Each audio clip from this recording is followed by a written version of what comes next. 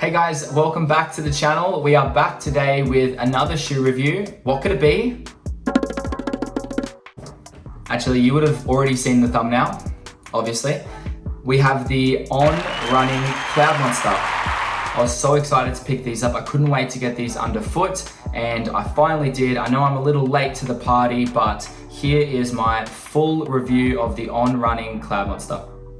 The CloudMonster has really surprised me, to say the least. You can really feel the cloud pods compressing with each step and just an unbelievable energy return. This is On Running's latest neutral road running shoe. I use this shoe from anywhere between my easy runs to my steady runs to my speed to my long runs to my super long runs. This thing does it all. It's marketed as a daily trainer, and I think it fits perfectly into this category.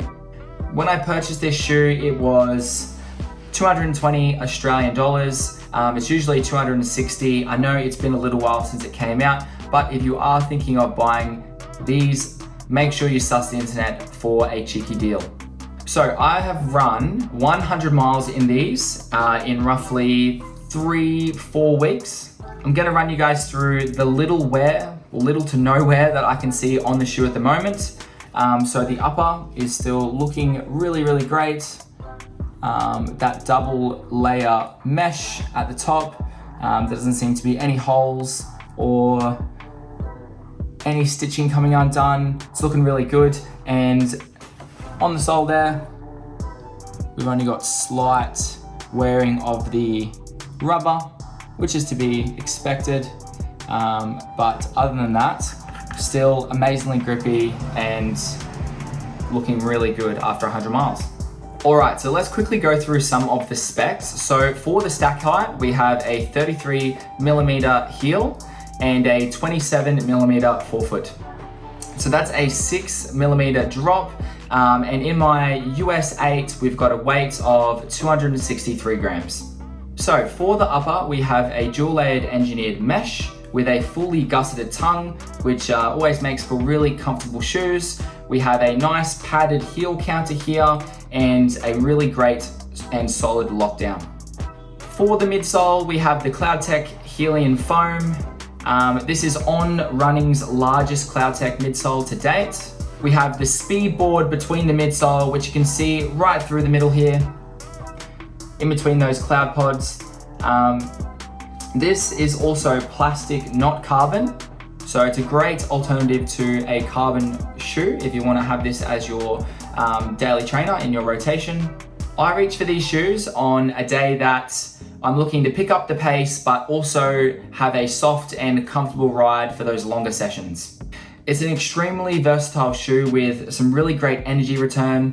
The fastest kilometer that I've managed to clock on this is a 3:10 split, and my slowest was around 5:45. So it really does work great in the fast paces and even the closer to the recovery paces as well.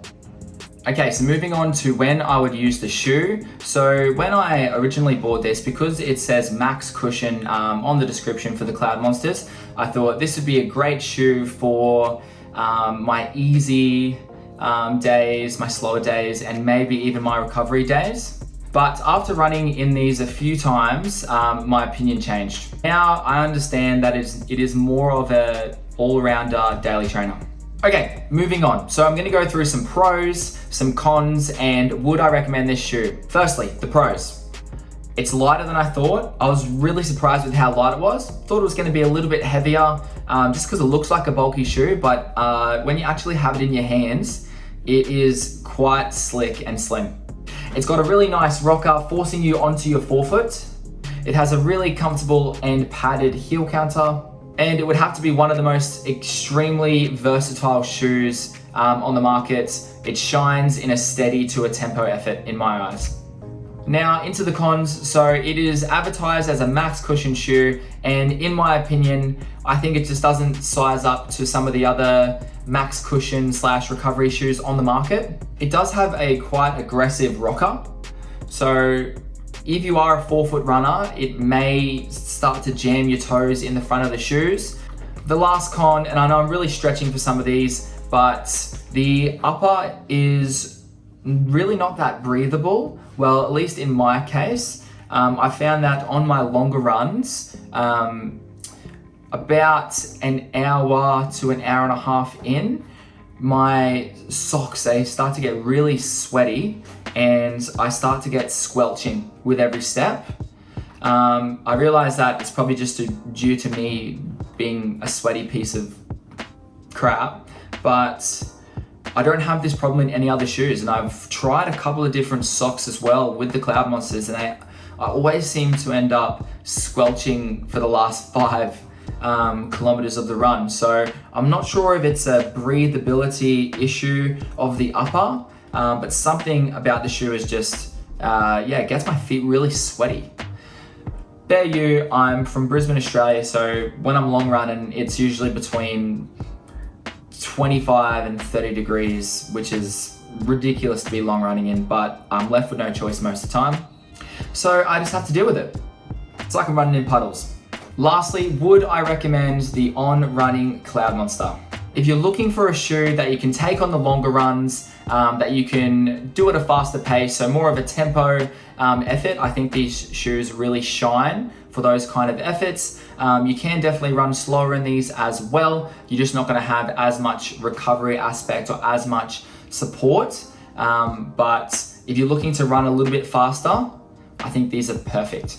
The reason I say the longer runs is because if you wear your classic tempo speed shoes, they don't really have any cushion at all. So it is good to have the little bit of cushion in the Cloudmonsters on those longer runs, just so you can have a little bit, your legs get a little bit less flogged from the run. I would also recommend these shoes to a runner that only wants to have one pair of shoes. I think this is probably the best daily trainer all-rounder shoe on the market. It's great value for money. It looks awesome. I mean, it's a wacky shoe, but I love it. I love the colorways. I love the cloud pods. I feel awesome in these, and I've had so many compliments and people messaging in, what do you think, man? I've been wanting to try the Cloudmonsters, but I just don't know.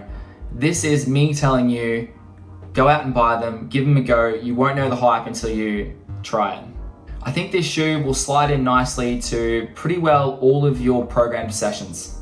So that sums up my 100-mile review on the On Running Cloudmonster. I want to thank On Running for making such a wonderful and wacky daily trainer. I've had an absolute ball running in this, and I'm excited to see what On Running has in store for us in 2023.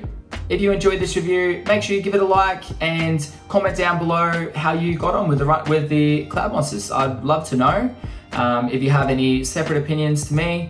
And stay tuned for plenty more running shoe reviews in the future. Nike Invincible 3 coming to your screens very, very soon. And thanks for watching, guys. Appreciate it. Peace.